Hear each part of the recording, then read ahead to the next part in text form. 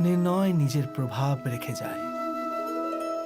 আজকের নেওয়া নির্ণয় ভবিষ্যতের জন্য সুখ বা দুঃখ লিখে রেখে দেয়, না কেবল নিজের জন্য, নিজের পরিবারের জন্যেও, আগামী প্রজন্মের জন্য বটে। যখন কোনো সংশয় সামনে এসে দাঁড়ায়, মন ব্যাকুল হয়ে যায়, অনিশ্চয়তায় ভরে যায়। নির্ণয়ের সেই ক্ষণ এক যুদ্ধে পরিণত হয় আর মন হয়ে ওঠে যুদ্ধভূমি। অধিকাংশ নির্ণয় আমরা সংশয় থেকে বার হওয়ার জন্য নিই না, কেবল মনকে শান্ত করার জন্য নিয়ে থাকি।